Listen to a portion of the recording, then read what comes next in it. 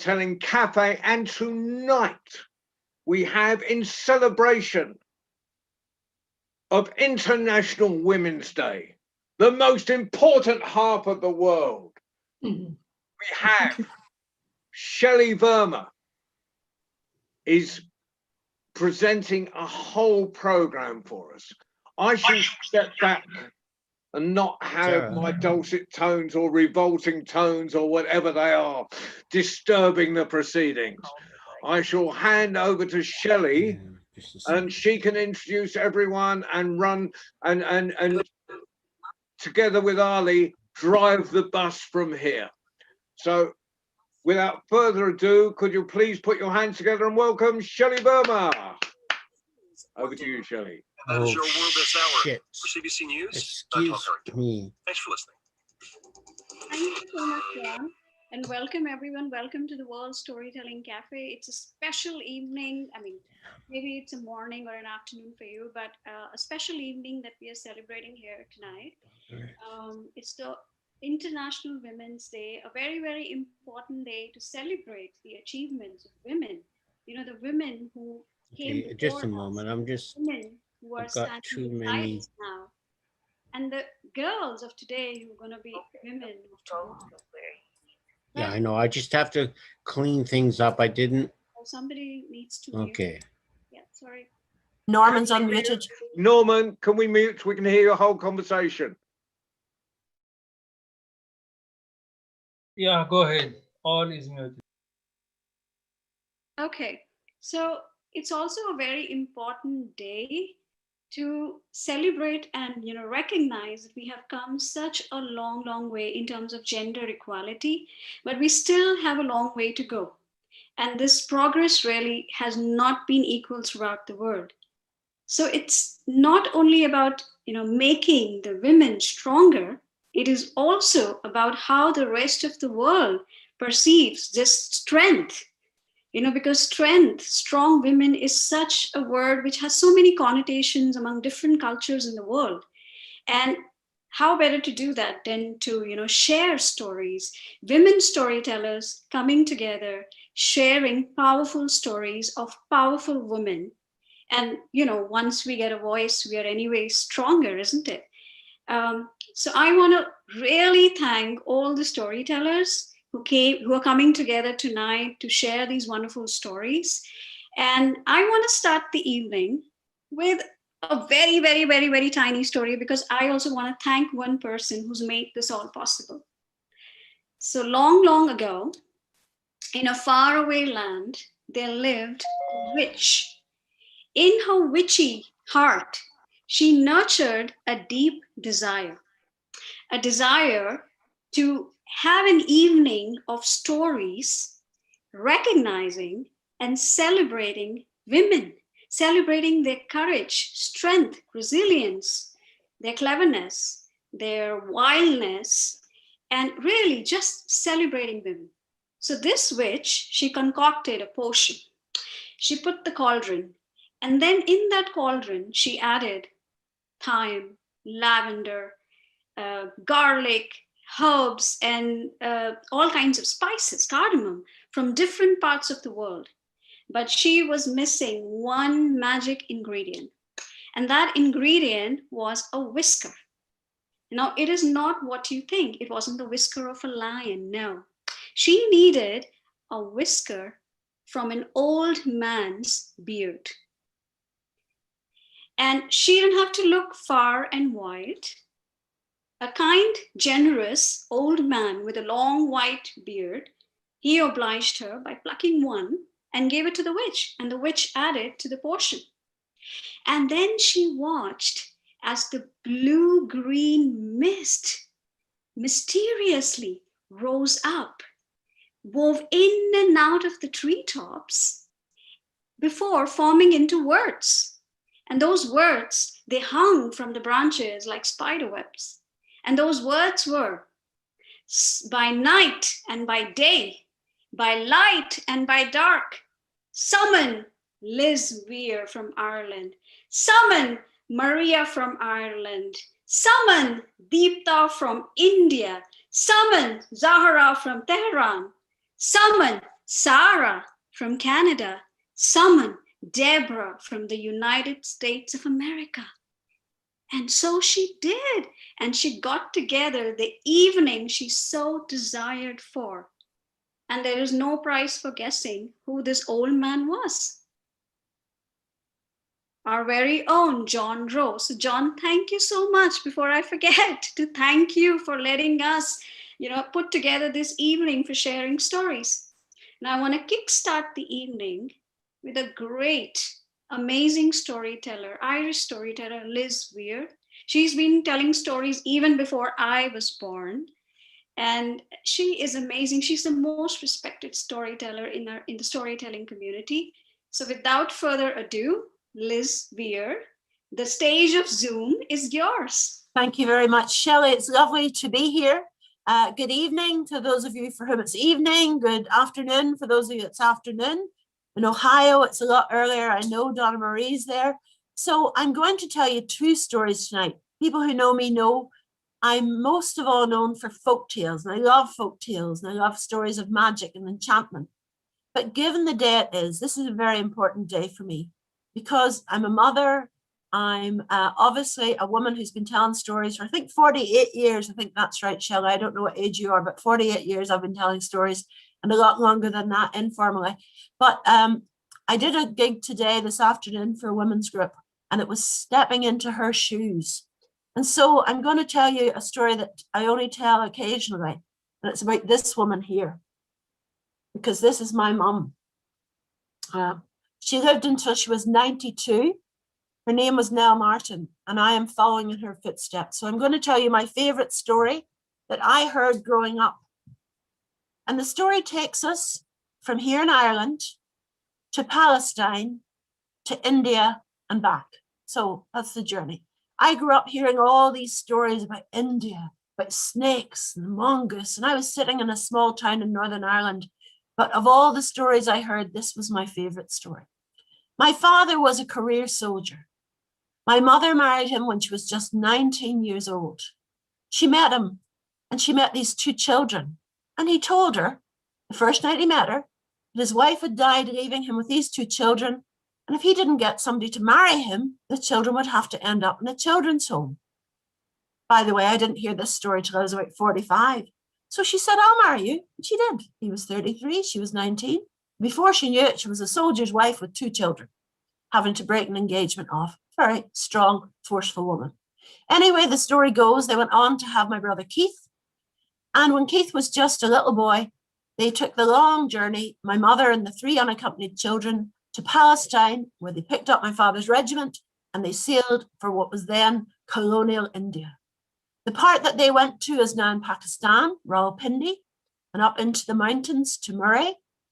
And my mother loved the country. She loved it there, really loved it. And I heard stories about children going off to school on ponies. And I was sitting in a drab town in Northern Ireland thinking, why not me? But the story gets going when it was time for them to leave India. And they came down by train, a long, long journey, down to what was then called Bombay. They embarked on ships and they headed out across the Indian Ocean. But the date is very important because it was September 1939. And most people here will know what happened that date. The Second World War broke out. So there they were on trip ships, women and children and soldiers and munitions in the middle of an ocean, these big white ships. So they put into Mombasa in East Africa to have camouflage paint, battleship grey they were painted. And while the men were busy working, the women and children had picnics on a white sandy beach with coconut trees and really tried to pretend the war wasn't happening. But my mother was a very sensible person, even at that young age in her early 20s. And she knew it was very dangerous. She also knew that the life jackets they had for children were too big for my brother Keith, who was only 2.5, and certainly too big for her best friend's baby, who was only 6 months old.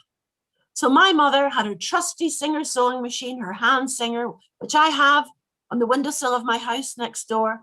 And she made life jackets for these two babies out of cork and nappies. In those days, nappies or diapers, as they would call them in America, they were made out of cloth. So they made these two life jackets. They embarked on the ships again. They sailed, if you know your geography, up through the Suez Canal.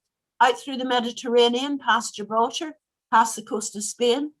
And when they were off the coast of France, my brother, who was about 9 at the time, saw a torpedo shoot through the water and bang, hit the other ship, the Yorkshire. Our family were on a ship called the Britannia. The ship exploded, had a lot of munitions, as well as women and children and men. The ship sank within minutes. My mother said she stood with the 3 children by the hand, wearing her hat and gloves, without which no lady would have gone out anywhere. And she said to herself, if these children have to go into the water, they'll die. So she prayed. She said it was the worst moment of her life. Well, ladies and gentlemen, you know, because I'm here, they must have made it home safely. So they made it all the way back to Northern Ireland. And Mum said she stood with all her army boxes around her. And she said, if ever I get a roof over my head, I'll never leave it again. And she moved into her house in 1940. It's where I was brought up. She lived there till she was 92 years old. But of course, people get killed in war. And she heard of all the names of the people who'd been lost when the Yorkshire went down, including her friend. But in those days, there was only one way to see the news. I'm sure some of you people know what it was. Half day news at the cinema.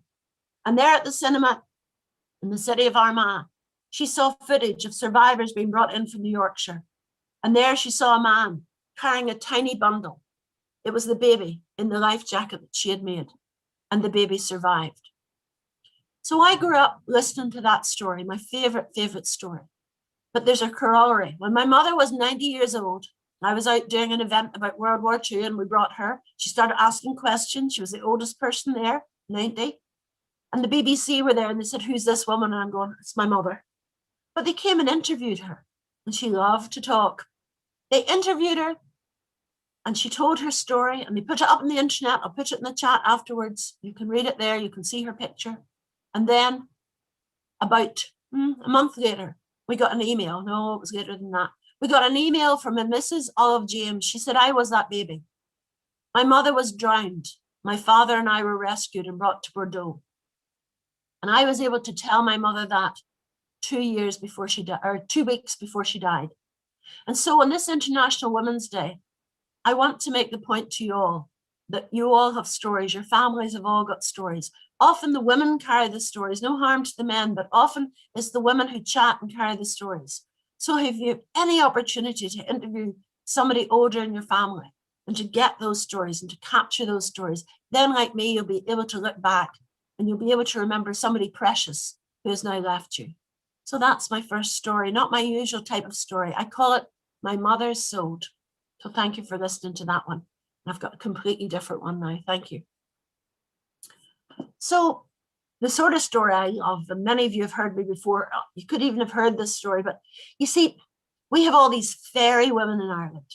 We have the Banshee. When the Banshee cries, well, you know someone in your family or in your neighborhood's going to die. I was traumatized at an early age by Darby O'Gill and the Little People, a Disney movie that had a banshee and a death coach and a puka. I think it's what got me into storytelling more than anything. But we have all these different types of fairy women. And my favorite one, you men have to watch out, is called the Banshee. For she is a fairy lover. She is a very strong woman. If she sets her sights on a mortal man, you're gone, gone. Call it any word you want to call it. Bewitched, enchanted, entranced, toast, you'd say nowadays. So the story goes like this. There was once a young fisherman called Randall, who was coming home over the cliff tops near Ballintoy in County Antrim, not far from here, when he was followed by a Banshee, a fairy lover.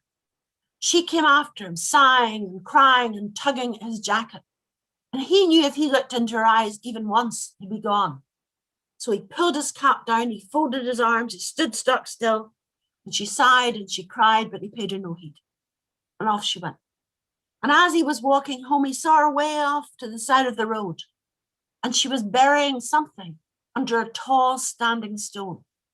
So he went home and he put salt in one pocket and iron in the other. That wards off enchantment. And he went back and he dug under that stone and he pulled up a chest. When he opened it up, it was full of gold, fairy gold. So he brought it home and he buried it under a rowan tree. For the rowan or the rowan is a magical tree. She couldn't touch it there. Night after night again, sighing and crying, she came, and he thought, oh dear, will she give me no peace?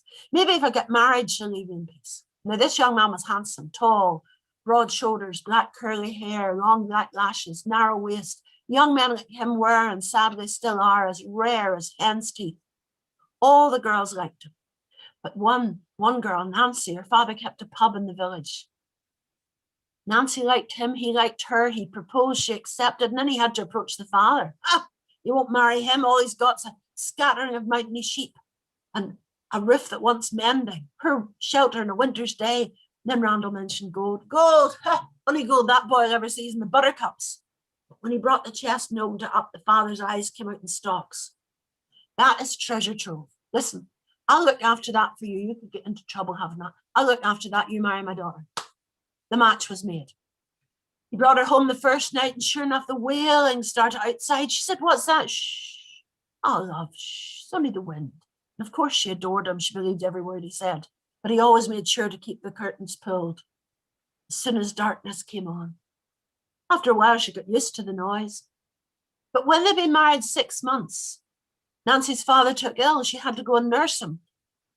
One moonlit night, Randall came home. He was so exhausted, he slumped to sleep in the chair beside the fire without pulling the curtains, and all of a sudden he was jolted awake by a long, lonely cry. When he turned to look at the window, he was locked into the beautiful face of the Banshee, entranced.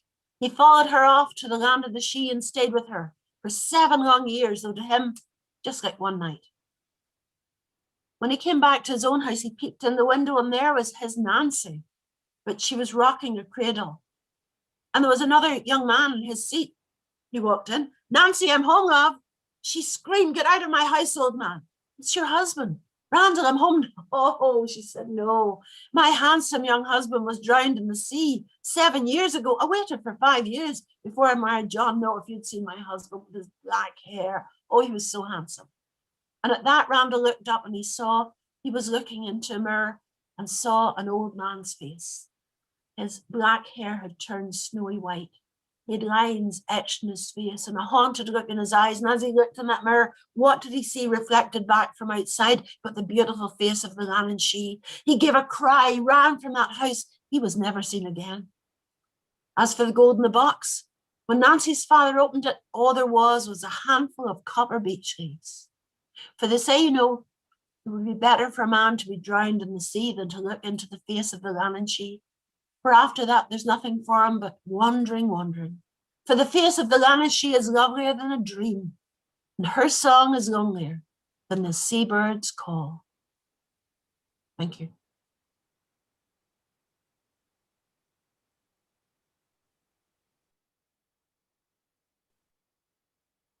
Wow, Liz, that was so wonderful. Thank you so much. I was so lost in your stories that I almost forgot that I'm hosting the show. And really, Liz, you're such an inspiration. You exude so much warmth and intelligence through your stories. And when I say that, thank you so much. Thank you. Okay, so from Liz Weir, we're going to move on to a fantastic, delightful, medicinal, she calls herself medicinal storyteller, Maria. And all the times that I have heard her telling stories, she always has this, a naughty twinkle in her eyes when she tells her story. So I'll pass it on to you, Maria. The stage is all yours.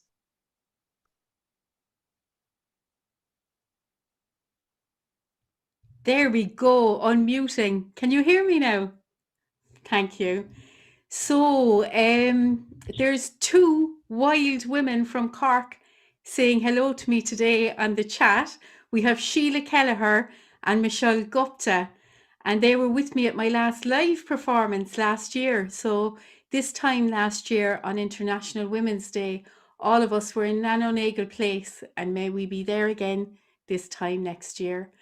So in Irish, in the Irish language, we would say La Chona Manana Dawan Yíomh go léir. So happy International Women's Day, agus céad míle fáilte, 100,000 welcomes to this lovely spot that Shelley has organised for us. So in honour of those 2 women, I'm going to tell the stories that I told last year, the women's stories. This story was made on Cape Clear Island in a house full of women. And it came from a mantra that another lady gave to me. And I'm just going to tell you the story.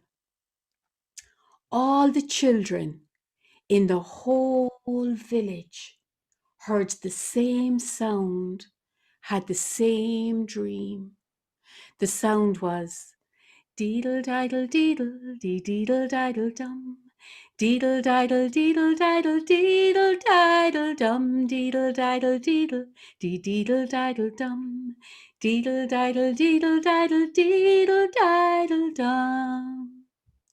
And when the children started to sing that song at the breakfast table, the mothers began to look at one another knowingly. The grandmothers twinkled at one another, and the great grandmothers sat back knowing that everything was as it should be. In the middle of the night, the mothers opened the door and said to the children, "Shh, come with us. We have something to show you." And holding the hands of the children, they spilled out into the dark night that was lit by the big fat full moon. They found their way to the edge of the forest, and twinkling through the branches of the trees came the starlight, lighting their way. The children were afraid of the shadows and the shapes of the night, but holding tight to their mother's hand, they found the center of the forest and the big green hillock that was mother's breast. The children put their hot little faces on mother's breast, and deep in the center of the earth, they heard the thrum of mother's heart. Deedle diddle deedle dee deedle diddle dum. Deedle diddle deedle diddle deedle diddle dum. And so it was, and so it is, and so it always should be, except first the great-grandmothers, and then the grandmothers, and then the mothers forgot. They were busy typing, or on the telephone, or watching the television, and they forgot to listen for mother's heartbeat. And mother got sad. Do you remember when mother got sad? When she cried big, fat, salty tears into the River Lee, and the river swole with mother's tears and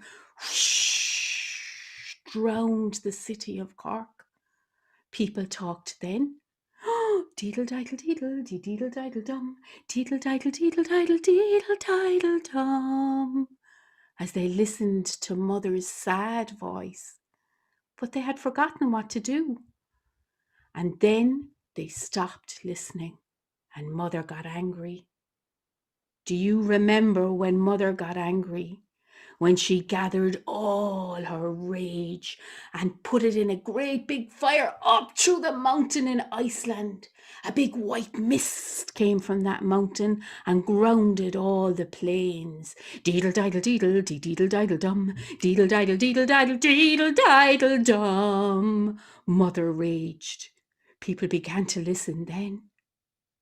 But soon they forgot to listen. And mother took all her strength, all of her strength, and she gathered her rage and her sorrow and her sadness and the silence of the people, and whoosh, she drowned that city in Japan. Oh my goodness. People talk then on the Twitter and the telephone and the television. Deedle diddle deedle deedle diddle dum. Deedle diddle deedle diddle deedle diddle dum. Deedle diddle deedle deedle diddle dum. Deedle diddle deedle diddle deedle diddle dum. But instead of stopping and listening, they blamed one another. It's your fault. No, it's your fault. It's his fault, I think. Oh, that fella over in America, he had something to do with it. And so they went on.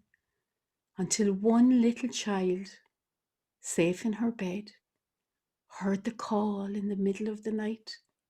She threw back her covers, found her own way to the bottom of the stairs, opened the door to her house, and went out into the dark night.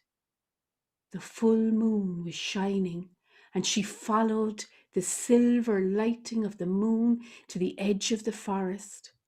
She was afraid then of the dark shapes and shadows of the night, but the stars came to keep her company through the branches of the trees, and all of the time, under her feet, she heard deedle diddle deedle dee deedle diddle dum, deedle diddle deedle diddle deedle diddle dum.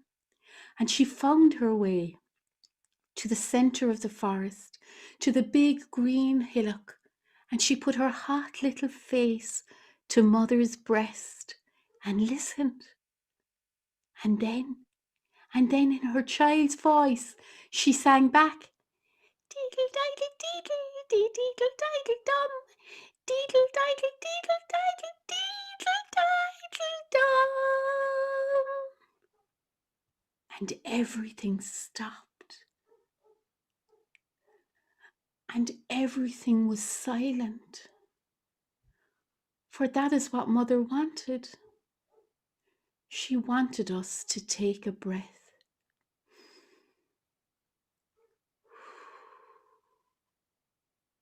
And this story comes to Ireland across the sea in a tune, in a little song. And the original song was, hey-ya, hey-ya, hey-ya, ya hey-ya, hey-ya, ho. Hey-ya, hey-ya, hey-ya, hey-ya, hey-ya, ho. Mother, I feel you under my feet. Mother, I hear your heartbeat.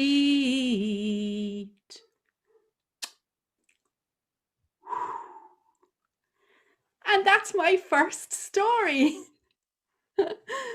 So my second story was the second story that I told at the International Women's Conference last year. And it is called On Madra Rua, the red dog or a fox.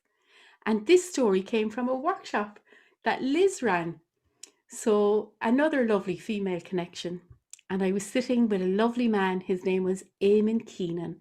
And I always remember him when I tell this story.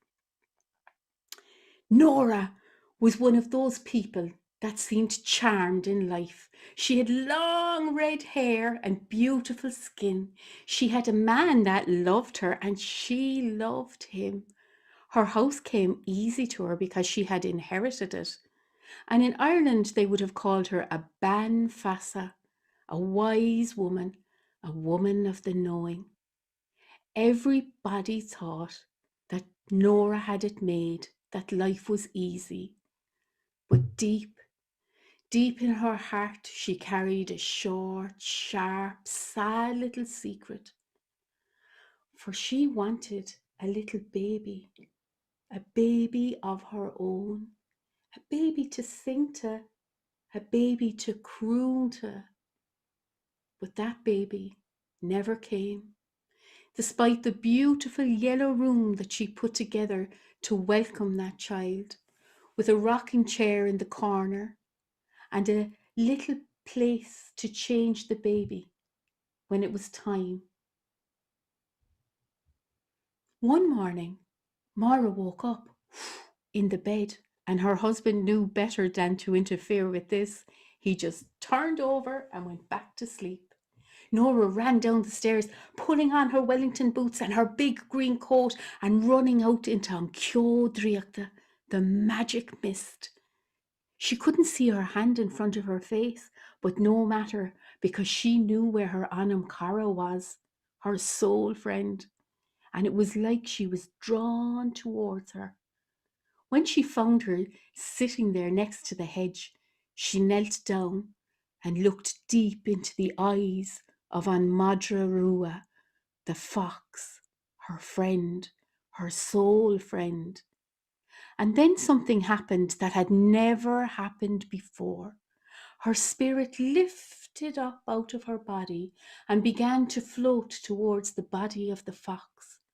Her right hand went into the right paw of the fox. Her left hand went into the left paw of the fox. And then her eyes lined up behind the eyes of the fox until they became one spirit. Then the fox rose in one fluid movement and started padding softly towards the edge of the river. The senses had heightened and sharpened. She was aware of the sheep up in the back field, and she knew that they knew that she was there too, and that they were nervous. She felt the stirrings of the chickens in the left-hand side of the field, but she wasn't interested in chickens today. She went to the edge of the river and stuck her long fox tongue into the water. She tasted there the lavender and the wild garlic and the salmon that had swum there only minutes before. And then she shook herself off and walked into the forest, deep into the forest, to their place, to their tree. And at the bottom of the tree, she noticed something she had never noticed before. There was an opening, and the fox went through that opening. Down, down, down the fox went into the deep, dark, comforting earth until she saw 12 stars. 12 stars, she thought. How could there be stars under the earth? And then she remembered she was in the body of a fox. Anything was possible. As she drew nearer, she realized they weren't stars at all, but 6 pairs of eyes, for An Madra Rua had given birth. Oh, they gave her a mother's welcome, pushing her, biting her hair, licking her neck, and then settling in for mother's milk. Her spine was held by the earth, deep in the heart of the earth, and she knew what it was to be content. This is what it's like to be a mother, she thought. And then she knew that if any danger stood between these little cubs, that she would jump in. And with that ferocious knowing, the fox stood up, shook itself off, and began the journey again up to the roots of the tree. They came out into a very different morning.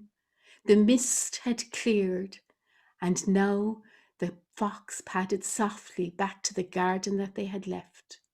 The spirits separated, and Mara landed once more in her own body. Thank you, Madra Rua, she said. Thank you so much for that beautiful experience. But Madra Rua stood stock still and looked deep into Mara's soul. I know what I must do, she said. And she ran up the stairs, opened the door of the little yellow room, and took every single bit of furniture out of it. Then she went to the shed, to the piece of wood that she had been keeping for so long, not knowing why. A piece of wood just long enough to span the whole room. And she made an artist's desk there.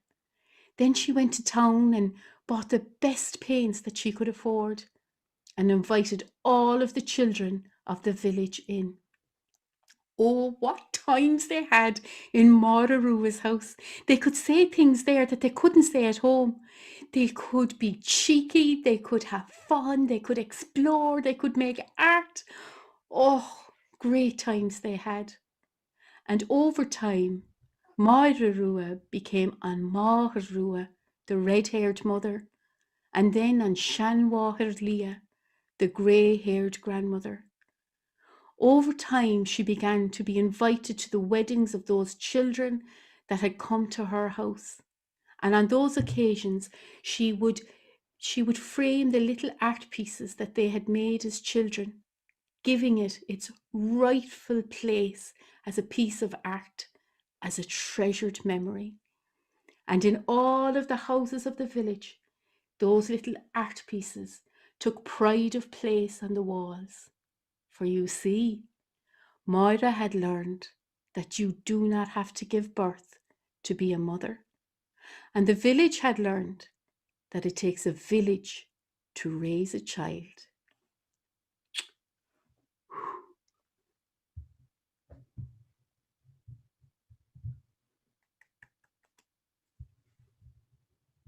Wow, Maria, what a beautiful and such delightful earthy stories. I mean, it's always such a delight to watch you. So the potency of the imagery, the simplicity of the language, beautiful, absolutely beautiful. All right.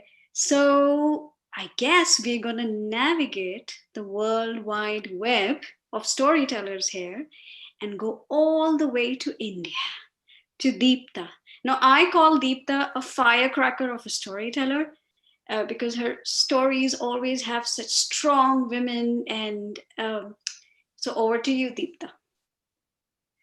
Thank you, Shelley. So I've been researching a lot of stories from the region that I live in now, and I'm in Punjab. I live in a city called Chandigarh, and I love how women have been portrayed in the fairy tales and the folk tales from this region. So tonight I'm going to tell you a story that I've really come to love. It's from Andrew Lang's Olive Fairy book. And this one's called Kupti and Imani. And here goes. Long ago, in the land of Punjab, there lived a king who had two daughters, Kupti and Imani. He loved them both equally, and he spent hours talking to them every day. Now, one day after dinner, as they sat in the royal garden under the light of the full moon, the king turned to Kupti, the elder, and asked, "My dear Kupti, would you let me decide your future?" "Why, yes, father. If not you, then who?" The king was very pleased to hear this, and then he turned to the younger, Imani, and asked her the same question. "No, father. I would like to make my own future," she said. Now, the king was not very impressed with this. "Well, if that's what you want, that's what you shall have." Imani was excited that the king had agreed to her little wish, but she didn't know exactly what the king had in mind. The king sent for an old fakir, an old lame fakir. Now, a fakir in Islamic tradition is a holy man who lives by begging. So this fakir, who lived in a rundown hut on the outskirts of the city, hobbled up to the king's palace. The king turned to him and said, "Since you're so old, you would do well to have a young person look after you. I'm going to send my daughter to you and let her live with you. And if she has the skill and the talent to make her living, she can do so with you. And I shall not be giving her any riches or any of my money." Well, what could the old fakir say? He was shocked and troubled at the same time, but he didn't dare speak against the king's orders. And what about Imani? Well, if it had been you or me in her position, we'd probably have been devastated by the king's decision, but not Imani. The young princess smiled. She packed her things, bade goodbye to her father and her sister, and went off with the fakir, with a tune on her lips.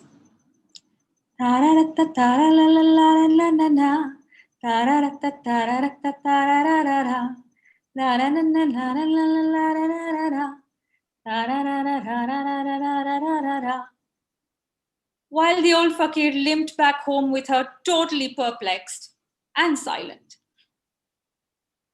Now, when they reached the fakir's house, he quickly began thinking and looking around to figure out what he could do for Imani's comfort. He didn't have many things to offer except an old rickety bed, some old pots and pans, and an earthen jug of water. Now, while he stood scratching his head, Imani looked around and asked him, "Have you any money?" I might have a rupee somewhere, he said. "Very well then, give me the rupee. Now go to the market and borrow a spinning wheel and a loom," she ordered. Now, after much looking around here and there, the fakir finally found that 1 rupee in the hole in the ground where he had hidden it long ago, and he handed it to Imani. And while he went off to the market, the princess went off on her shopping. She bought 25 paise worth of oil and 50 paise worth of flax. And when she got back, she made the old man sit on his bed and massaged his crippled leg. And she massaged it for a whole hour.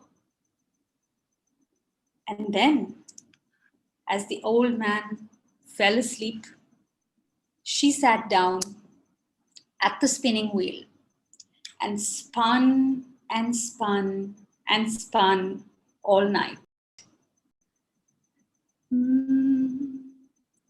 Chuk charkha gali de vich dawa, chuk charkha gali de vich dawa, mahi ve tere vekhanu. Chuk charkha gali de vich dawa, ve lokhapan meh kad di. Chuk charkha gali de vich dawa, mahi ve tere vekhanu. And in the morning, she had spun the finest thread you have ever seen. And then she went to the loom and wove and wove and wove until she had woven the most beautiful silver cloth. And when the fakir woke up, she said, "Go to the market and sell my cloth while I get some sleep." "And what am I to sell this for?" asked the fakir. "2 gold pieces, nothing less." And so off went the fakir to the market, cloth in hand. And as luck would have it, right at that time, Imani's sister Kupti, the elder princess, passed by. And when she saw this most exquisite cloth, she stopped and she asked for the price. 2 gold pieces, said the fakir. 2 gold pieces? That's awfully too much. "Well, I'm sorry, my lady, take it or leave it," said the fakir. But the princess had to have this beautiful cloth, so she paid him, and the fakir went home with the money. And so Imani did this day in and day out, day out, day after day. She spent 25 paise on oil, 50 paise on the flax, and she always massaged the old man's crippled leg and spun and wove the most beautiful cloth and sold them at extremely high prices. And slowly and gradually, Imani and her partner, the fakir, became famous for their fabric. And the old fakir's leg had started to become straighter and stronger. And that little hole where they had kept the money, the gold, had started becoming fuller and fuller until one day Imani said, I really think we have enough and we should be living in a better house. So she sent for builders and she had the most beautiful house built for her. Only the king's palace looked better. Now, everyone was amazed at this transformation. And when this news reached the ears of the king, he inquired who it was who had this beautiful house. And when the people told him who it belonged to, he exclaimed, well, she said she would make her own fortune and she seems to have done it. But this is not the end of the story. A few days later, the king was about to set off on business to the city of Dur in another country. And as kings are wont to do, he asked his elder daughter, Kupsi, what she would like for him to bring back as a gift. A necklace of rubies, father, she said. And then the king thought he should ask his daughter Imani too. And so he sent a messenger to find out what she wanted. And when the messenger arrived, Imani was very busy trying to untangle a knot in her loom without breaking the thread. And she was doubled over. The messenger said, the king sends me to inquire what you would like him to bring for you as a present from this country of Dur. But Imani could not be bothered. She was just too focused on that knot. Sabr, she said. Now, remember this word, my dear listeners, sabr, meaning that she was trying to tell the messenger to wait till she was done with the knot. But the messenger went off with this word as the answer. And he told the king that the only thing Princess Imani wanted was sabr. Remember that word. We'll come back to it in just a little while. Sabr? Oh, I don't know whether that's the thing to be bought at Dur. I've never had enough of it myself, but if it is for sale, then I will buy it for her, said the king. And off he went on his journey. And when his business at Dur was finished, he bought his elder daughter Kupsi a beautiful ruby necklace. And then he said to his servant who accompanied him, the Princess Imani wanted some sabr. Now go to the market and inquire if there is anything to be sold. Get it and bring it to me. It doesn't matter what it costs. The servant went to the market and he went about crying loud, has anyone any sabr to sell? Sabr to sell? Does anybody have any sabr to sell? And the people who looked at him laughed and mocked at him and said, this fellow is mad. Who could buy or sell sabr? Now this came to the ears of the king of Dur, that there was a man out and about in the market trying to buy sabr. I should like to see that fellow, bring him here. And immediately his attendants brought him to the king, who asked, what is it that you want? And the man bowed low and he said, sire, I am here to ask for sabr. Oh, sabr? You must have a really strange master. Why does he want it? Well, he wants it as a present for his daughter Imani. Well, I know of some sabr which the young lady might like if she cares for it, but it is not for sale. It is not to be bought. And now, the king's name was Sabr Khan. And sabr, my dear friends, means patience in Hindustani. But the messenger did not know that. And neither did he understand the wordplay that the king was indulging in. And so the messenger went on to talk great things about Princess Imani, about how she was so clever and beautiful and industrious and kind and everything under the sun. And that he would have gone on and on if King Sabar Khan had not stopped him and said, well, let me see what can be done. And so off he went into his chambers and he took out a little casket.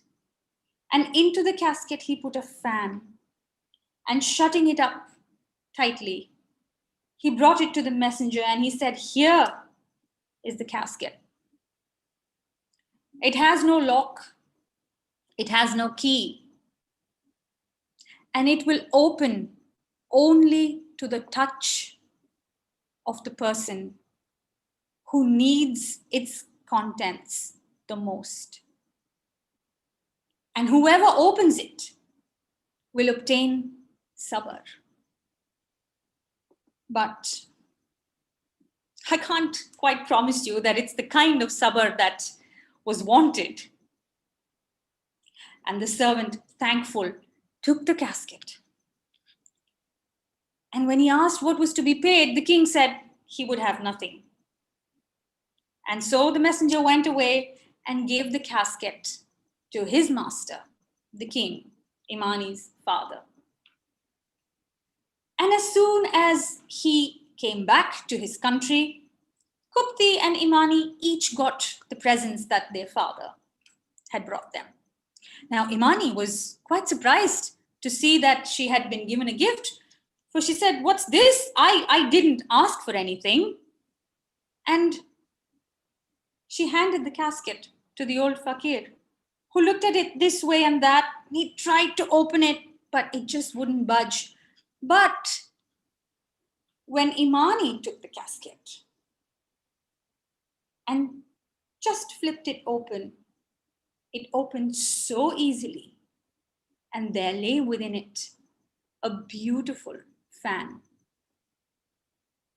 And now Imani, with a cry of surprise, opened up the fan. She took it out and she began to fan herself. Hardly had she fanned herself 3 times, then suddenly appeared, out of nowhere, King Sabar Khan of Dur himself. The princess gasped. She couldn't believe her eyes. The old fakir sat and gazed in astonishment. He could not speak. And finally, when Imani could gather her courage, she said, Who are you? And where have you come from?"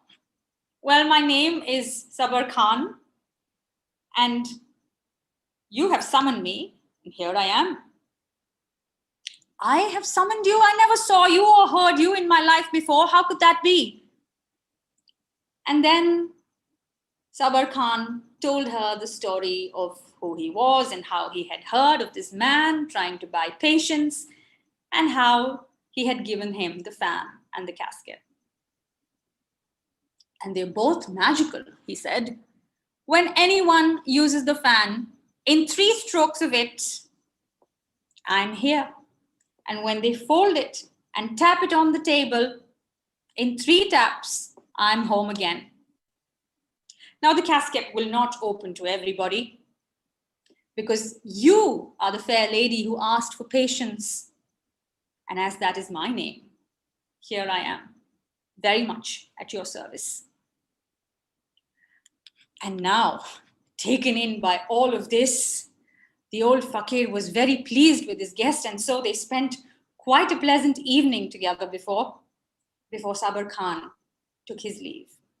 And after that, Sabar Khan was summoned time and again, and as both he and the fakir were very fond of chess, good players, they used to sit up, way up into the night playing. And at last, a room in the house was given to Sabar Khan, and it was in fact called the king's room.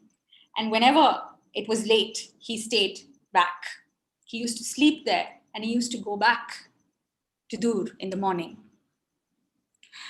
Now, it came to the ears of Kupti, the elder, that there was this very rich and handsome man visiting her sister's house, and she was very jealous. So she went one day to pay Imani a visit, and she pretended to be very sweet and affectionate, and she pretended to be interested in every corner of the house, and she was shown where Sabar Khan would sleep. Now, quickly making up an excuse, Kupti went back to the room where Sabar Khan's bed was. She slipped in there, and under the bed sheet, she sprinkled very finely powdered, splintered, poisoned glass. She'd put the sheet back, and shortly afterwards took leave of her sister, promised to come back again and make amends for all the times that she could not spend with her sister earlier. And so that very evening, Sabar Khan came and he sat up late with the old fakir playing chess as usual. And very tired, he decided to go and get some rest. And as he lay down on his bed, thousands of tiny, tiny, tiny splinters of poison glass ran into his back. And he could not think of what had happened. He felt pricked all over. He felt as though his head and his entire body, right all the way up down to his foot, was burning. He could not sleep a wink. And in the morning, although he was almost fainting, he said nothing. He just asked to go back home. And when Imani tapped the fan 3 times, he was back. He sent for physicians and doctors all over in his kingdom, but nobody could make out what his illness was. And it stayed for weeks and weeks and weeks. The king spent sleepless nights in pain and in fever and in misery, and he had come to a point of death. In the meantime, Imani and the fakir were trying to bring the Sabar Khan back to them by waving the magic fan again and again and again, but no Sabar Khan appeared, and they feared that something evil had happened to him. Now, Imani was in such a miserable state of doubt and uncertainty that she decided to go herself to see what was the matter. And so, disguising herself in man's clothes as a young fakir, she set out upon her journey alone and on foot. And on the way, as she was resting in a forest under a great tree to pass the night, she heard 2 monkeys talking to one another. "Good evening, brother. It's good to see you. What's the news?" "I come from Dur, and the news is that the king is dying." "Oh, the king is dying? I'm so sorry to hear that. What's the matter with him?" "No one knows, but if the birds are to be believed, who see and carry all the messages, they say that he's dying of poison glass that Kupti, the princess, spread upon his bed." "Ah, that is sad news. But if only they knew that the berries of this very tree we sit on, steeped in hot water, will cure such a disease. In 3 days, that too." "Oh, true. It's a pity that we can't tell some medicine man that there is such a simple cure to save a good man's life. But you know how men are. They live in dusty cities. They shut themselves up in stuffy houses. They miss knowing all this knowledge. They don't know the best things." Now, Imani had heard every word. She sat up. She dried the tears that were running down her eyes. And as daylight dawned, she quickly climbed up the tree. She grabbed as many berries as she could. She filled her cloth and she took a load of them and walked as fast as she could and reached the city of Dur. And the first thing she did was to go into the market and started to cry out loud, "Medicine for sale, medicine for sale. Is there anyone who is ill who might need my medicine?" And the people who heard her said, "Look, there's a young fakir with medicine for sale. Perhaps he could do something for the king." "Oh, what could a young fakir do that grey beards have failed at? Still, he might try." And so they took the young fakir to the palace and announced that a doctor had come to try to cure the king. Imani was taken to the sick room, and while she was so well disguised, the king did not recognize her, and he was too ill to barely notice anything. And so Imani began all at once, full of hope. She asked for a room all for herself. She put a pot of water to boil. She dropped in the berries, and as soon as the water was heated, she let them steep. And then she gave the mixture to the king's attendants and told them to wash his body with it. And the first washing did so much good that the king slept soundly all night. And the second day, she did the same thing, and the king got up and declared he was hungry and called for food. And on the third day, he seemed quite well, very, very weak though from his long illness, but he could talk, he could go move out and about. And on the fourth day, he was completely all right. He sat on his throne and he sent for that young physician who had cured him. And when Imani appeared, everyone marveled that such a young person, such a young doctor, should be able to cure the king of such a terrible illness. Now the king wanted to give the young fakir all sorts of presents, but Imani refused and said all she wanted was the king's signet ring and his handkerchief. And so the king gave the ring and the handkerchief to her, and off went Imani back to the country. And a little while after her return, when she knew that Sabar Khan was fit and fine, she tapped the fan 3 times. And there he was, Sabar Khan, right in front of her.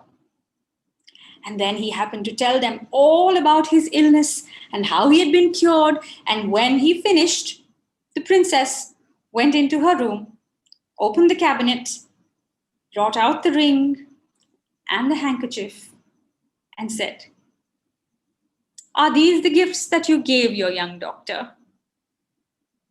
And so it all made sense to Sabar Khan. He understood in a moment all that had happened. And he quickly jumped up. He put the magic fan in his pocket and he declared that he would not be sent away to his country again unless his dear friends, Imani and the fakir, would come with him. And so it was settled. Imani, Sabar Khan, and the old fakir went to live in the city of Dur, friends forever. And that's the end of that story. Thank you for your sabar-filled listening. Wow, Deepta, that was so wonderful. Such a resourceful, industrious heroine from the story. What fascinated me was that the story has been collected from Punjab, but the names are so Arabic, like Dur Khan, Imani, and even Sabr, right? Yes. Dur and Sabar Khan and Imani, they're all Arabic names. It's so fascinating. Thank you so much, Rita. I know it's so late for you, but thank you so much for joining us. It's Thank really you so much. Thank you. Thank you. okay. So now that we are already in India, we can probably go to one of the bazaars and buy some nice, amazing, sweet smelling spices and grind them, get them together and mix them into a flue powder. Now, if you know Harry Potter, you know what flue powder is. And let's blow the flute louder and go all the way to Zara. Zara, who's right now, I believe, in Tehran, right? Is that right, Zara? Yes, that is right. That is right. I'm reaching you from Tehran. It's a Hello, salam to everybody. I am here. I'm here tonight to celebrate this very important day with all of you good people, some familiar faces and some unfamiliar faces.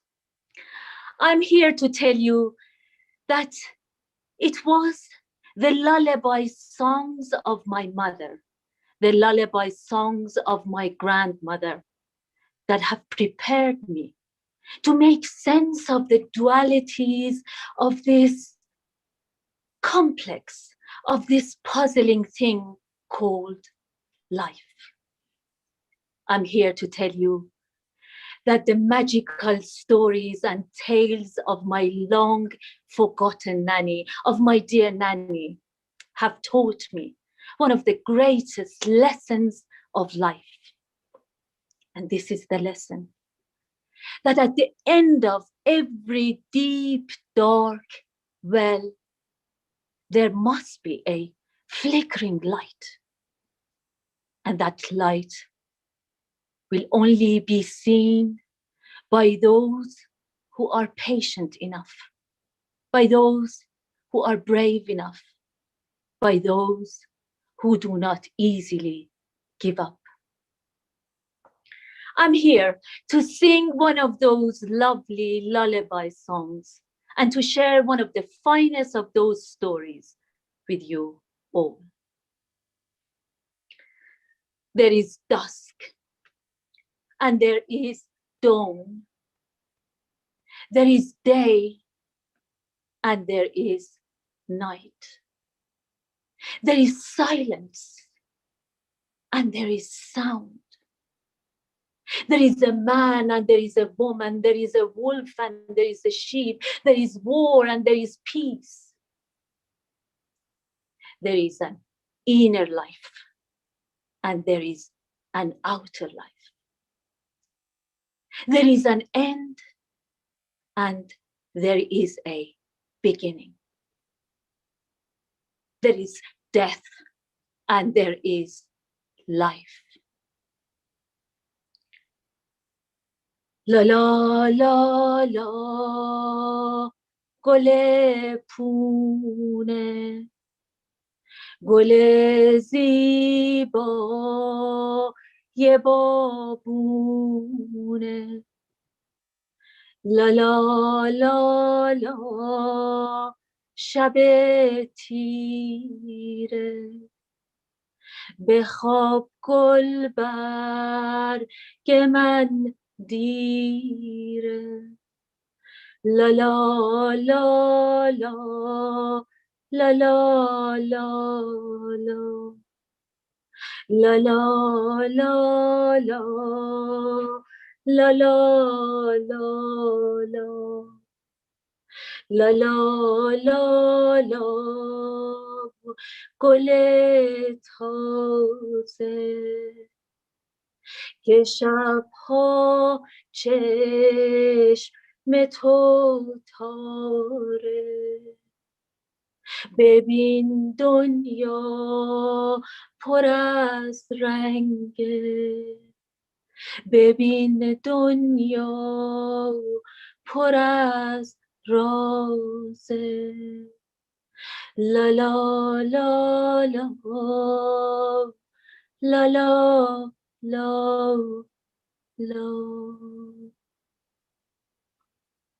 Long, long ago, in my homeland, in the land of my fathers and mothers, in the land of my ancestors, those who achieved their destiny and fulfilled the purpose of their being. Long ago, here in Iran.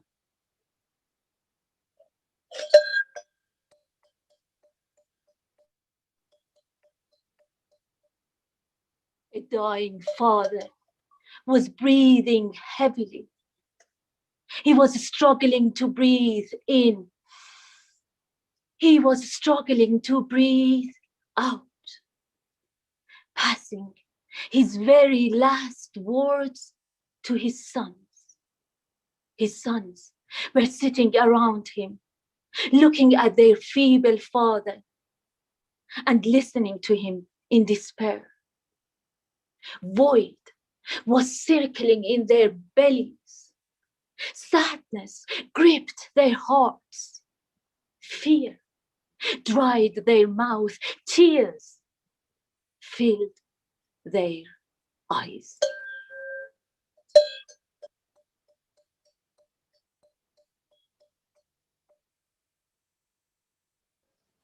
The old man spoke out. He said, "Listen to me, my dear sons. I'm leaving with you this land. I was told that there lies a hidden treasure in this heritage, in this land. My dear sons, I am dying and I failed to find this hidden treasure. It is your duty to look for it and to find it now. Listen carefully. When the harvest time arrives in autumn, dig up the earth. Dig deep, dig far, dig everywhere. Do not leave a spot unplowed. Look for this hidden treasure all over.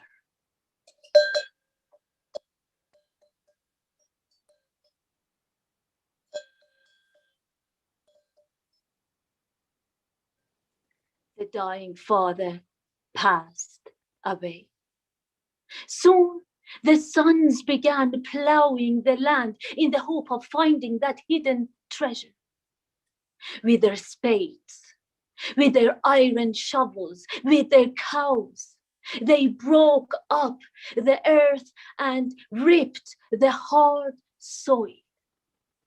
They dug and dug and dug. Right, left, up, down, here, there. Every corner, every spot, every direction.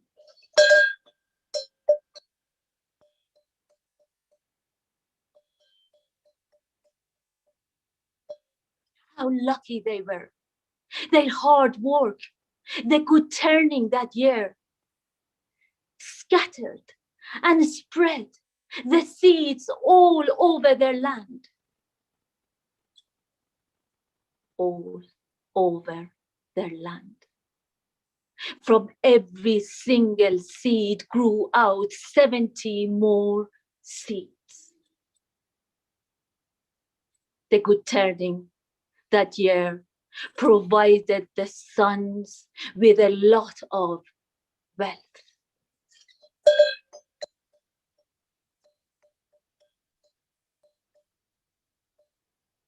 Yes, the sons never found the hidden treasure, but their efforts, their pain, their suffering, as their father had foretold them, turned into a treasure. Work hard. Work hard and have no doubts. Work hard without asking why. Conscious labor. Conscious labor is the never-ending wealth. The old man's last words echoed in the universe. برو کار میکن مگو چیست کار که سرمایه جاودانیست کار. نگر تا که دهقان دانا چه گفت به فرزندگان چون همی خواست خفت که میراث خود را بدارید دوست که گنجی ز پیشینیان اندر اوست. من آن را ندانستم اندر کجاست پژوهیدن و یافتن با شماست.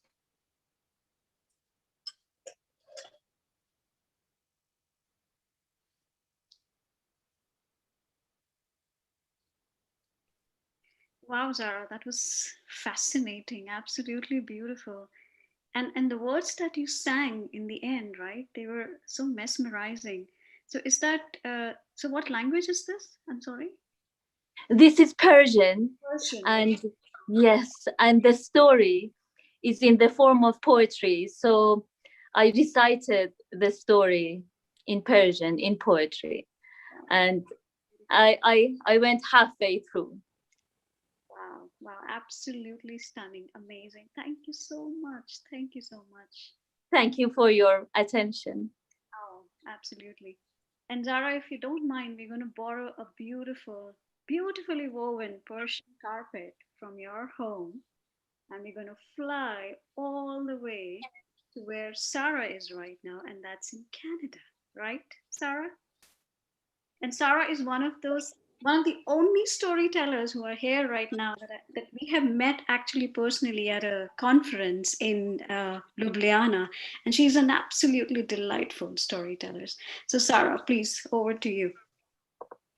Thank you, Shelley. Thank you for hosting this, and it's so nice to see you again after 2 years. And thank you to all the beautiful storytellers who told before me, all the strong women storytellers that told before me at this event and also in the world. There was once a perfume man who opened up his own shop, and he placed a sign upon his shop that read, "No one is as smart as a man." Well, a beautiful woman was walking by. When she noticed that sign, she read it. She walked inside the shop, smelt each perfume, picked one that she particularly liked, smelt it, and then she picked it up to the air and dropped it to the ground, and she walked away. The following day, the same beautiful woman was walking past that same shop. When she noticed that sign, she read it. She walked inside the shop, smelt each perfume, picked one that she particularly liked, paid for it, and then she picked it up to the air, dropped it to the ground, and she walked away. This time, the perfume seller noticed her as the same beautiful woman that was there the day before. Well, on the third day, that same beautiful woman was walking past that same shop. She read that same sign. She smelt each perfume, picked one that she liked, and she went to pay for it. But the shopkeeper held on to her wrist. "You are so beautiful. You are so beautiful. You are so beautiful." "Yes, yes, I know that I'm beautiful. What's your point?" "Well, where are you from? Who are you?" "Do you really want to know?" Yes, yes, I really want to know. Who are you?" "Well, if you really want to know, I am the king's daughter." "Really? You are the king's daughter?" "Yes, yes, I'm the king's daughter. What's your point?" "Well, I would love to marry you." Well, that can be arranged. But first, you must sell your shop. Take all the money that you get from your shop. Take it over to the palace to the king, my father. and beg and beg and beg him for my hand in marriage. But listen, you must know one thing. My father, he doesn't really want me to marry. Every time a suitor comes his way, he tells them I'm ugly. He tells them I'm bald-headed. He tells them I am rude. If he says this to you, please stand your ground and just say to him, I know it, and I agree. And so the next day, the perfume seller did just as he was told. He sold his shop and everything in it. He took the money and he got on his horse and gallop, gallop, gallop. He rode that horse all the way to the king's palace. Your Majesty, I want to marry your daughter. She is so beautiful. You want to marry my daughter? Yes, yes, of course I want to marry your daughter. Who wouldn't want to marry your daughter? But she's bald-headed. He remembered what the woman had said. I know it, and I agree. But she's one-eyed. I know it, and yet I still agree. But she is cold-hearted. I know it, and yet I still agree. But she's rude, but she's cold, but she's unkept. Your Majesty, please be short, for there is nothing at all that you could say that will make me love your daughter any less. All right, if you really want to marry her, we must set these arrangements immediately. Tomorrow evening, you shall be wed. And the next day, the kingdom was filled with people everywhere, drumming and singing and dancing, and women beautifying their hands and hair with henna. And they all waited in anticipation for the bride to come in. And when she did, she wore the most beautiful long silk dress with golden embroidery, and upon her head was the most unusual veil that went all the way down to her head. It was so thick that even the groom could not see her face. Oh, but she looked so beautiful to him that he couldn't wait to get her inside of his chamber. And when the wedding was finished, he opened the door. Who are you? Where's the beautiful woman? What do you mean, who am I?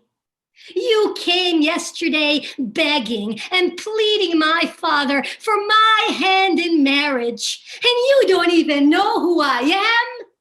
Shame on you! And she spat on him right on his face, and she dismissed him. He left. What was he to do? And he walked, and he walked, and he walked until he reached his shop. That was no longer his shop. And he sat upon the stairs of that shop. And he stayed there the entire night until the sun rose up and revealed the shape of a beautiful woman walking towards him. It was our beautiful woman. Fancy seeing you here. And why aren't you on your honeymoon with your beautiful bride? How could you have done this to me? Now I don't have a shop, and I don't have a beautiful bride, and I don't even have any money to open up a new shop. You ruined my life. How could you do this to me? It was because of that silly sign on your shop. No one is as smart as a man. Now, do you still feel like nobody's as smart as a man? No, I don't. But please, won't you help me? Help me get my shop back. All right. I was just trying to teach you a lesson, but I didn't want to do you any harm. This is what you need to do. Tomorrow morning, it will be Friday. You dress yourself in rags and you go to the souk and you begin to clean everybody's shoes with a large smile upon your face as if you like it. And if anybody asks you about it, you tell them you're just doing your job. It's an honest job. You like it. And so he waited until the next day. He put some rags upon himself, and like he was told, he went to the souk and he began to clean everybody's shoes with a large smile upon his face. And it was Friday. The souk was full of people. And one by one, the people began to hide their lips behind large heaps of pomegranate and blocks of cheese. And they began to snicker and they began to whisper. Did you see the king's son-in-law? Did you see his cleaning shoes? But that day, there was also a little bird inside of that souk. And the little bird heard their whispers. And she too went underneath the heaps of pomegranates and underneath the blocks of cheese. And she stole their whispers out of their mouths and into her beak.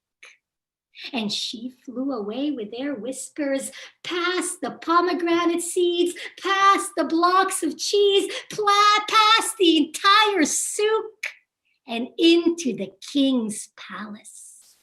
And she placed that whisper inside of the king's ear.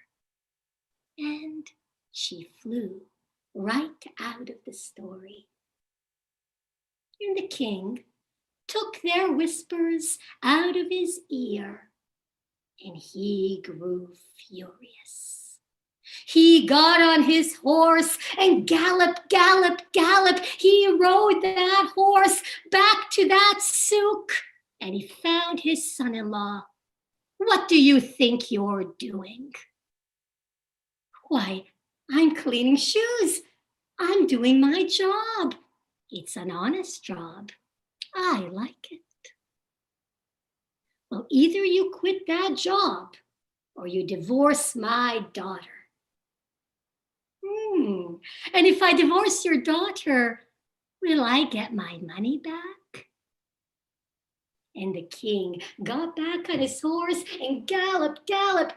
He went back to the king's palace. He took that large bag full of coins.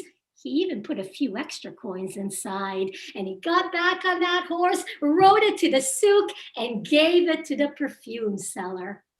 And the perfume seller took that money and with a large smile on his face, he began to walk towards the direction of his shop.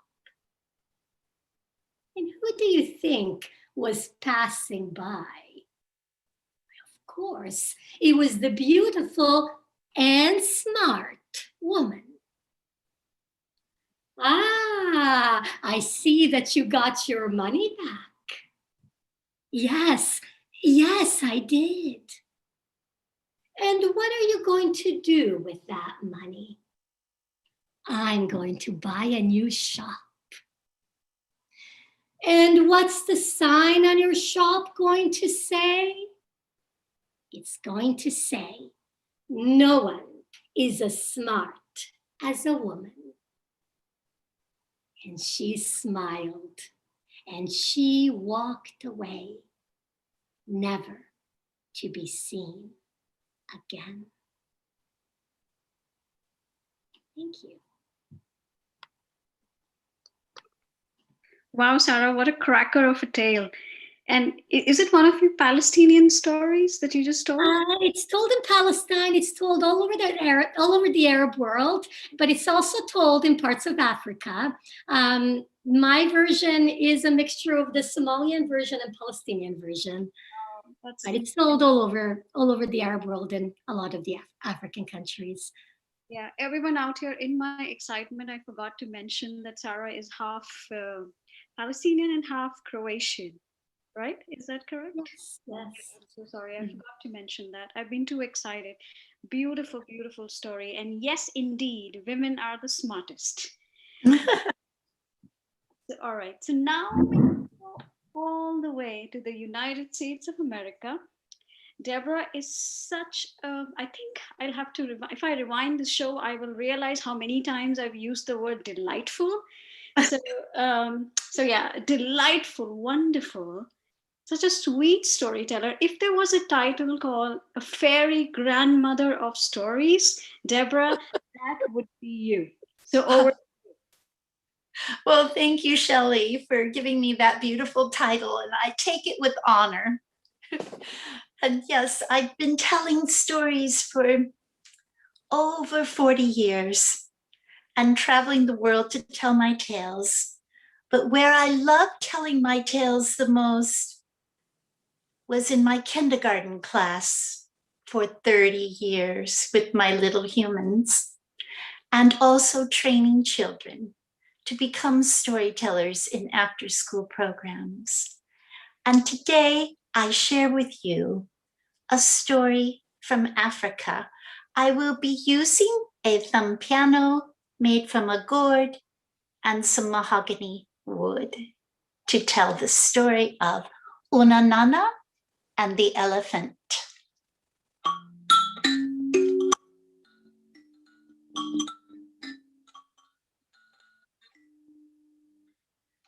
Unanana lived in a mud hut that she had decorated with paint, and it was beautiful with designs. In her hut lived her children who had ebony eyes and brown golden skin and dark little hairs that came upon their scalp and twisted and curled, and their smiles of white teeth dazzled all who came by. And whenever people came by the hut, they would notice the children, and they would call out, "Whose children are those? They belong to Unanana." Everyone stopped, and they gave her coins, and they brought her fruit, for they loved her beautiful children. Well, one day, Unanana asked her niece to watch the little children while she went out to gather wood for the night fire. And the niece promised to take good care of her darling little children. Unanana went off, carrying her knife and a gourd of water. She came to the river, And she gathered the water into her gourd and stopped it up and went off into the forest to gather her wood. Now the little niece and the children were playing outside of the hut, tossing stones across the road and gathering those stones and stacking them high. When out of the woods leaped an antelope, and the antelope stopped and said, "Whose children are those?" And the little niece said, "They belong to an Anana. Never have I seen such beautiful children before." And the antelope disappeared as quickly as it had come. The little niece took the children down to the water's edge, and they splashed in the water. But up on the rocks sat a leopard who peered over and began to call out, "Whose children are those?" "Oh, they belong to Nanana." "Never have I seen such beautiful children before." Well, the little niece was quite worried, and she gathered the children and brought them back to the hut. But on their way there, a baboon swung in the branches and said, "Whose children are those?" "Well, they belong to an Anana." "Never have I seen such beautiful children before." And off went the baboon. Well, she knew the children needed to rest, and they all lay down on their mats in the mud hut. But there came a thunderous sound, and the ground shook as if an earthquake was there. And the little niece peered out of the hut. And when they peered out of the hut, the little children looked, and the niece looked, and it was an enormous elephant with only one tusk. And the elephant called out, "Whose children are those?" And the little niece screeched, "They belong to Nanana. You can't have them."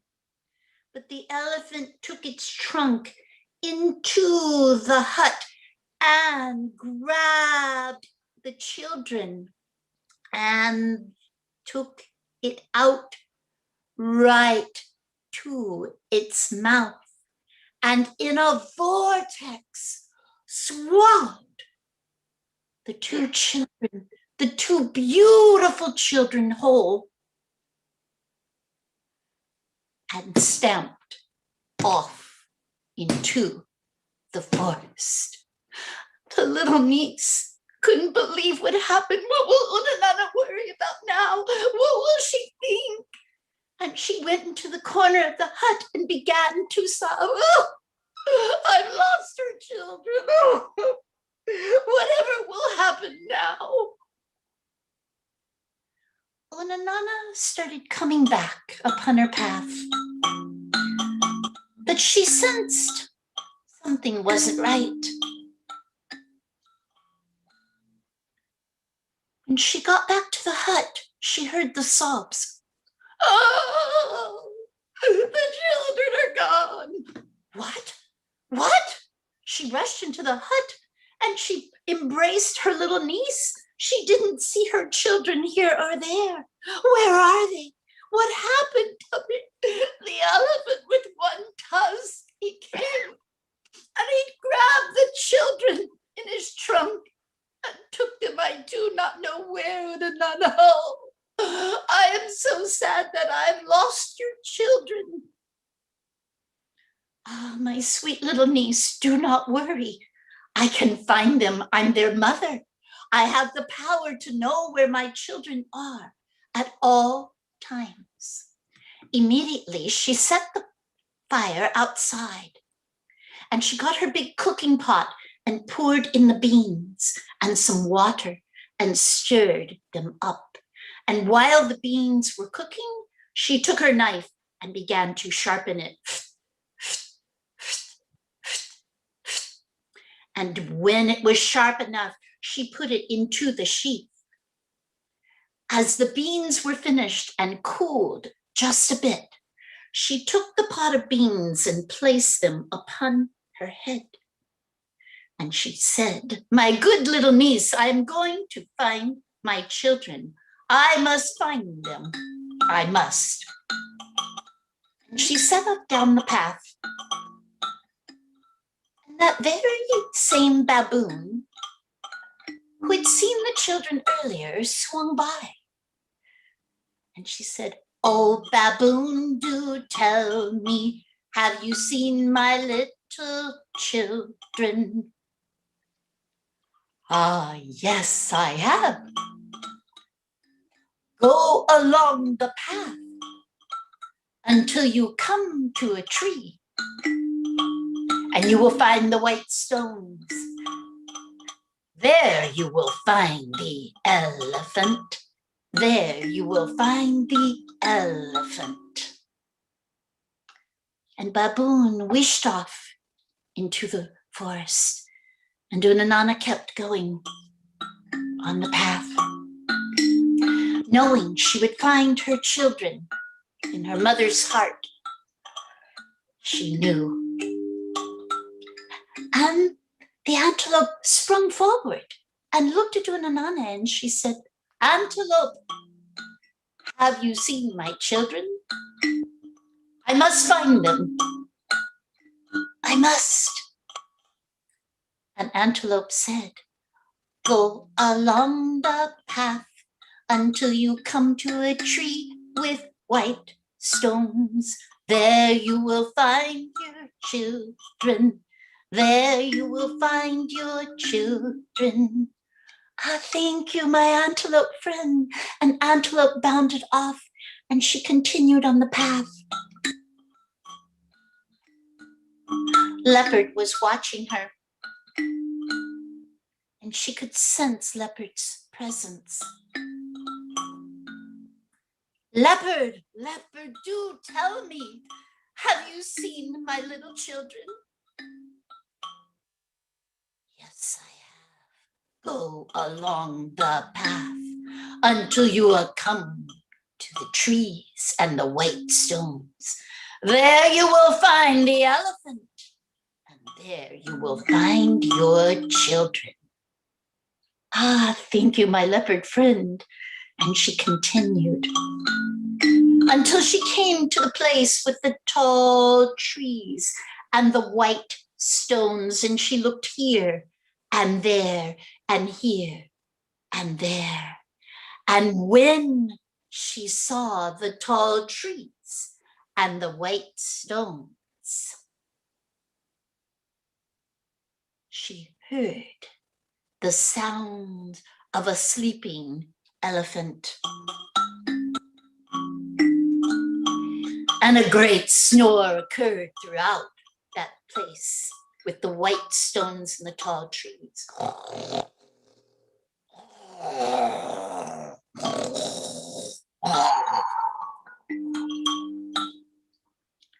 Unanana crept up silently. She pulled her knife from the sheath, all the while balancing the beans upon her head. And she got closer and closer and saw the great mound of the beast who had only one tusk. And the elephant opened only one eye and peered at the woman. "Woman, what do you want?" "Elephant, elephant, are you the one who has eaten my children?" "Ha, not I. Why would I eat your children?" Unanana took the pot of beans and rested them on the ground, and she had her knife, and she held it to the elephant's eye and said, "Elephant, elephant, are you the one that has eaten my children?"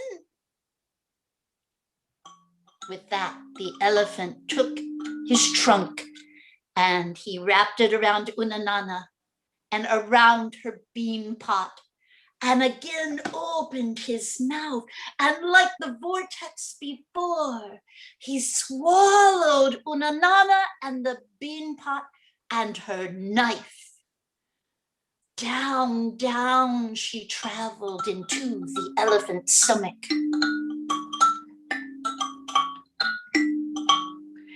The stomach was filled with wood and twigs and branches, but also goats and cows. She looked about and she took her pot and set it down, filled with the beautiful beans. And then she heard their voices, "Mama, Mama, we're here." And the children ran forth and embraced their mother right in the elephant's stomach. And she called out to the people who were within and the animals and said, "Why have you not roasted meat when you are surrounded by it?" She took the wood and set a fire right there in the elephant's stomach and set her beans upon the fire. And she ladled out the beans to her children and the people and the animals so they could eat. And then she took her knife and began to cut into the side of the elephant, and she peeled off strips of the elephant meat, and the beast could feel it, and he began to moan, "Oh, oh." And she cut more pieces and roasted it over the fire and handed it out to the animals and the people and her children. And the beast moaned, "Oh." And the other animals and people there in the forest gathered round, trying to determine why the beast was moaning, the elephant with only one tusk. And the beast gave one last moan. "Oh!" And his heart stopped beating. Unanana cut a door in the side of that elephant's belly and pushed it open. And out stepped the children, women and men. The animals went forth to see the sunlight again. They stepped out of the elephant's body and they began to dance in the sunlight. "We are free at last. We are free at last." And they danced with great joy, thanking Unanana for the miracle that she had freed them. And alas, they all went to their homes, and Unanana took her children with her and wouldn't let go of them. They came back to their hut, and the little niece embraced them all with joy to see the children again. And Unanana had plenty of roasted elephant meat to last her for a long time. But the animals and the people whom she had freed, each day they would bring by fruit and vegetables from their garden. And Unanana and her children, her beautiful children, never had to worry where their meals would come from again.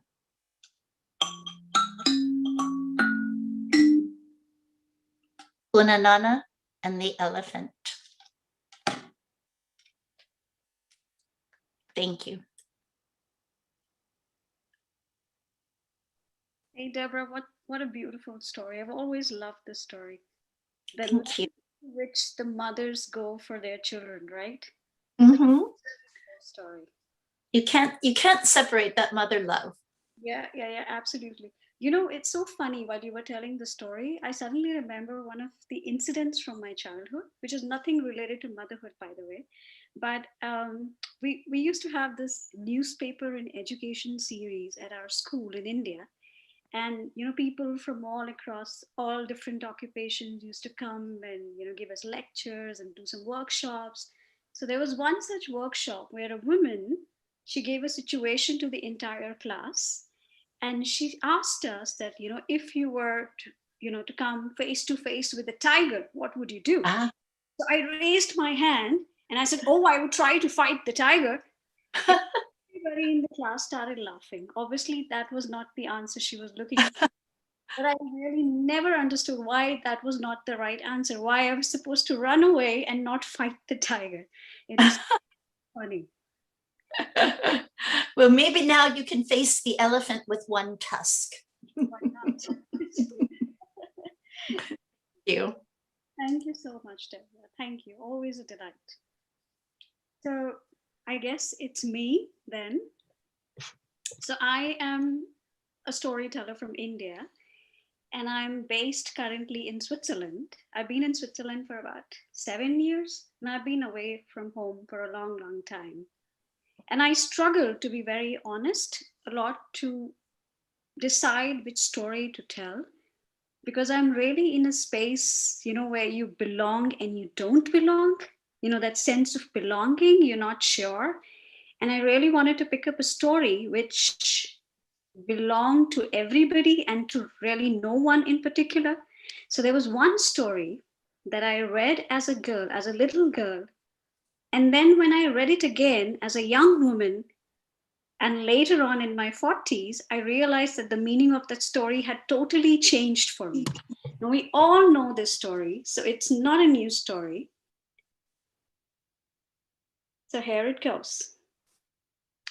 Long, long time ago, in the time of antiquity, in ancient Greece, when the men were busy building temples in honor of their many gods and goddesses, and the women, well, they were busy doing this and that and spinning and weaving, not just cloth, but also gossip, stories. At that time, there was a woman. And that woman was not famous for her beauty, no, and not famous for her noble connections, as was the norm in those days. But she was known for her extraordinary skill as a weaver. She was the talk and pride of all Ionia. Her name was Arachne. Every day, as Helios, he rode in his horse-drawn fiery chariot towards the sky, men and women, even the local nymphs from the forest, the meadows, naiads, oreads, they all gathered inside Arachne's cottage to watch her weave her magic at the loom.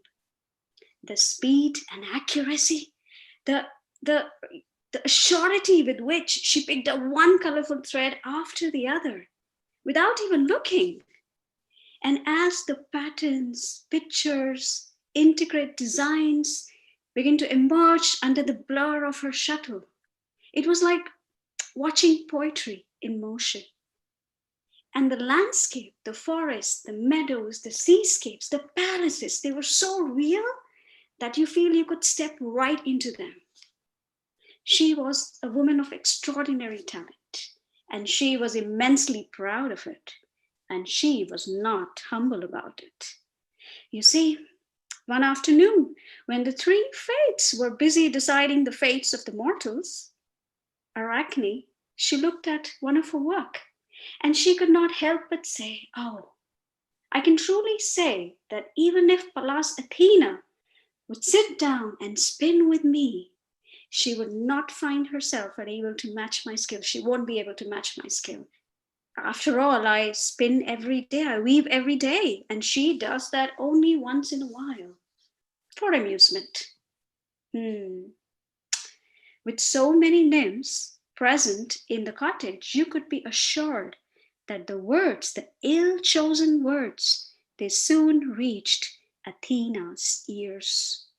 Athena, the goddess of wisdom, the protector of arts and crafts.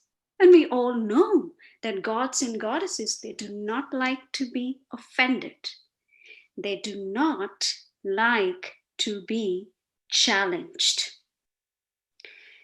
Well, a week or so later, the usual crowd had gathered at the cottage.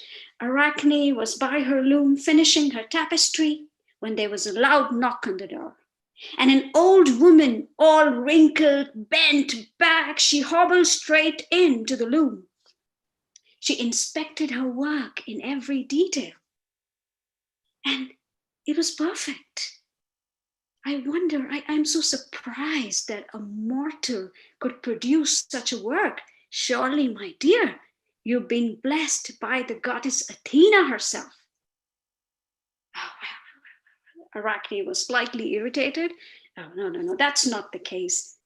You see, in the matter of weaving, she may be the goddess, but in the matter of weaving, it's hardly a matter of opinion.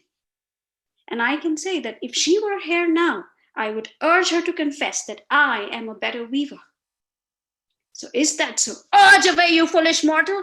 And with that, the wrinkles on that face, on that ancient face, they smoothed away.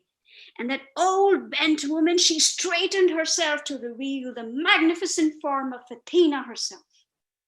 Everybody was shocked, stunned. Especially the nymphs who were so scared, everybody shrank to the corners of the room, leaving Athena and Arachne in the middle, right next to the loom. Arachne's face went pale. Her heart was galloping like wild horses inside her chest. But she managed to gain her composure, regained her calm, and she bowed before the goddess. And she said, I don't mean to offend you, but it is true that as an artist of the loom, I have no rival, no equal on earth or on Mount Olympus. Is that so? Well, let's see it then. Let's have a contest. So there was going to be a contest between Athena and Arachne. For an untrained eye, it was a contest of weaving, but it was an intellectual contest between the humans and the gods. Athena, being the goddess, she went first. She sat down in the loom, and within seconds she was at it. And as her shuttle went back and forth and back and forth and back and forth, magically wonderful images began to appear, and everybody pressed forward. Oh, Athena was weaving the story of gods themselves. There, in one of the panels, was Zeus, the king of gods, being suckled by the she-god Amalthea. Oh, and there, oh, beautiful Aphrodite, the water so foamy, so rich, so colorful. And then she weaved the story of her birth from Zeus's head, Athena. And then there was the scene of the contest between Athena and her uncle Poseidon over the naming of the city. You know which city I'm talking about, Athens, the contest that she won. And there she was in all her resplendent glories, surrounded by the other Olympian gods. But she wasn't finished yet. As if to embarrass and humiliate Arachne for her, this preposterous, blasphemous behavior, she started to weave in panels around the corners, pictures of humans being punished for their hubris. Humans who dared to set themselves equal to gods or even superior. Humans who were punished, transformed into mountains, into crane, into stork, and even steps leading up to the marble temple. And then she finally adorned her work with a pattern of olive, a tree which is truly sacred to Athena. And then she got up Oh, there were lots of oohs and ahs in the room, and everybody applauded. She had created a masterpiece, glorifying the gods and humiliating the humans. Arachne joined in too. You know, if you're an artist, you got to support the artist. But her mind was working, if not faster, but her mind had worked as fast as Athena's shuttle. She knew what she was going to create. You know, a kind of madness overcame her. Not only did she want to prove that she was a better weaver, but that humans were way, way better than the gods. So she cracked her knuckles and she sat down at the loom. And as she moved her shuttle, and as the weft bent over and under the warp, and as the colors started to blend and images started to appear, there was a loud murmur in the room, and then a silence, because it was all too clear what she was up to.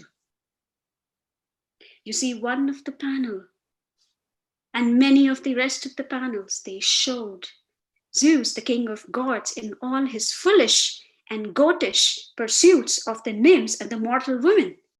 There was Zeus as a bull kidnapping Europa. There was Zeus as an eagle, Zeus as a dancing satyr, Zeus in his most bizarre metamorphosis, shower of golden rain. And she even went on to weave him as a speckled snake molesting his own daughter, Persephone. And she didn't stop there. She went on to humiliate the other gods, showing their various undignified affairs. Poseidon as bull, Poseidon as dolphin, Apollo as the lion. Oh my God, these seductions and ravishings of these gods, they had been whispered about as a part of mortal gossip. But Arachne, for Arachne to show them and weave them, to bring them to life, was a crime. It was sacrilegious. Anyway, Arachne finished her work and she got up to stretch.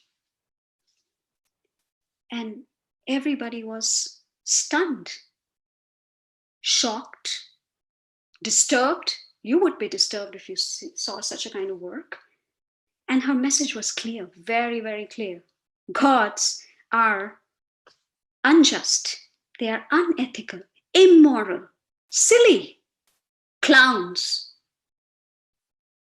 Athena stepped forward and she examined each and every inch of the tapestry. Perfect, no blemish, no flaw. Perfect, but sacrilegious, impermissible. She would not allow that. She started tearing and ripping and tearing and ripping silently. And you could see that there were these tiny ears brimming inside her eyes. And there was a lump which was rising in her throat. And as she went about tearing and ripping and tearing and ripping, she was overcome by a rage. And she picked up one of the shuttles and she hurled it at Arachne's head. And as it hit Arachne on her head, Arachne, who was in a kind of trance, she woke up and she realized what she had done. She would have to pay a big price for her insolence. She would not be allowed to touch her loom. She would not be allowed to weave. If I'm not allowed to weave, I cannot live. If I'm not allowed to weave, I cannot live. And she grabbed a thick length of rope and she ran outside the cottage, even before anyone could stop her. And everybody watched in horror. As she ran across the grass, she threw the rope around the branch of the tree and she hung herself. And by this time, tears were rolling down Athena's cheeks. Everybody looked at Athena and Athena was like, what a foolish girl, what a foolish girl. And she ran outside the cottage and everybody followed her. She stood in front of Arachne, who was dead, her eyes bulging out from her head.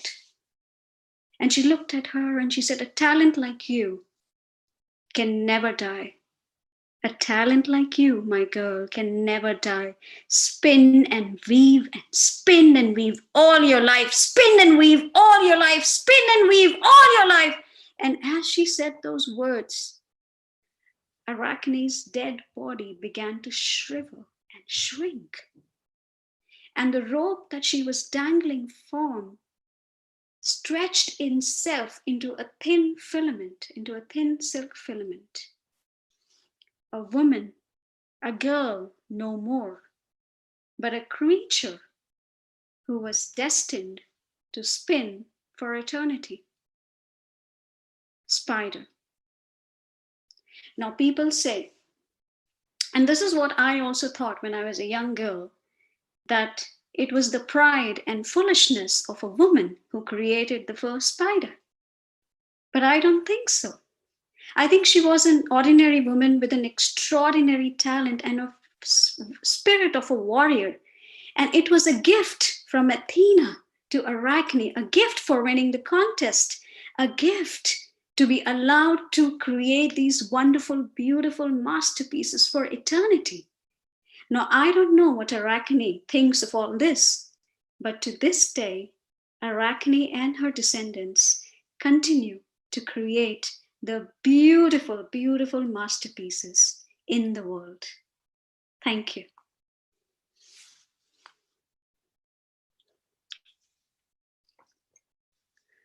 Thank you so much. Whoa. What an evening, Shelley. Oh, it's such a delightful evening. What a creation. What a fantastic. Thank you all. Thank you all. I knew it was going to be magnificent. Oh. It was truly a magical evening. I can't thank all the storytellers enough, to come together and create this evening of stories. It was an honor to be here with everyone, both the listeners and the tellers. Well, it's great. I mean, it's one of the things I love about the cafe is that we can do things like this. And we will continue to do so. In fact, all of you are invited back to tell on the 21st, which is our 1-year anniversary of the cafe's existence. And so we have our worldwide story round on the 21st, on a Sunday night on the 21st. And it might go on forever.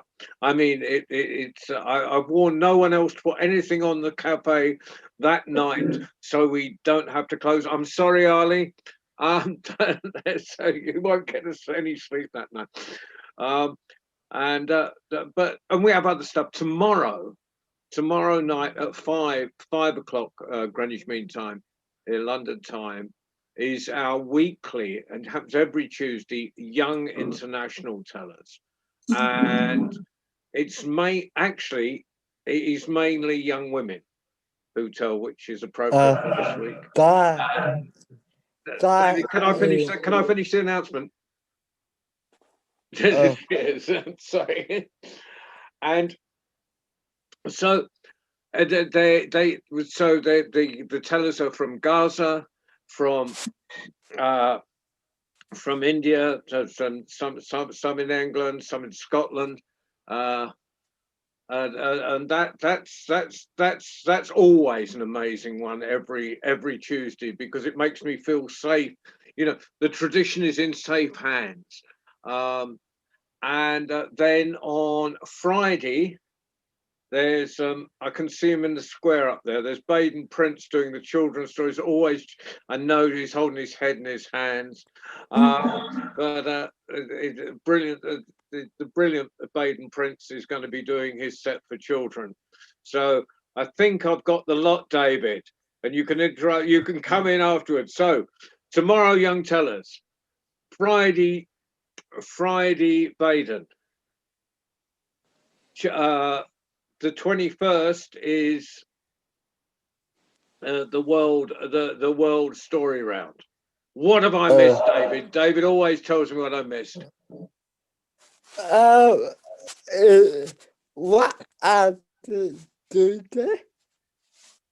Tuesday? Tuesday, everything's on Tuesday, the Young International Challenge.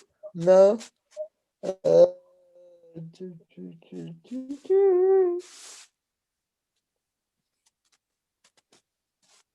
I tell you what, David, I've got a lot of programming to do yet. So that's as far as we've got programmed, as far as I know. And as far as I remember, it's all I've got in the diary, it's all in the schedule. But for now, could I have a huge round of applause for all our tellers tonight? And please come back and visit us.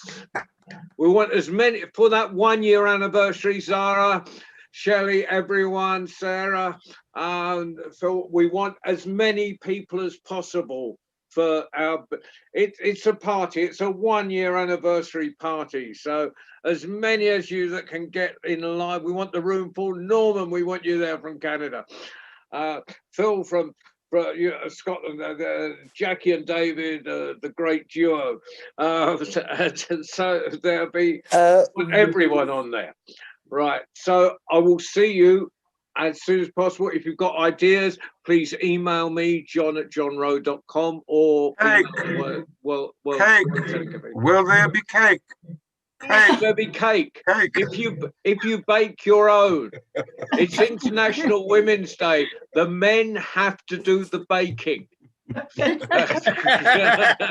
Cake's the nail. Yeah, so anyway, it's been beautiful. It's been a great evening. Thank you very much. Enjoy it, whatever time of day it is in your part of the world. There's Sarah, it's probably quite late where you are. Where I'm at, it's actually 3:16 p.m. I am where Norman is. I'm in Canada. Oh, you're in Canada. Oh, you've only just started the day. That's right. Yes. I have lots more storytelling to do.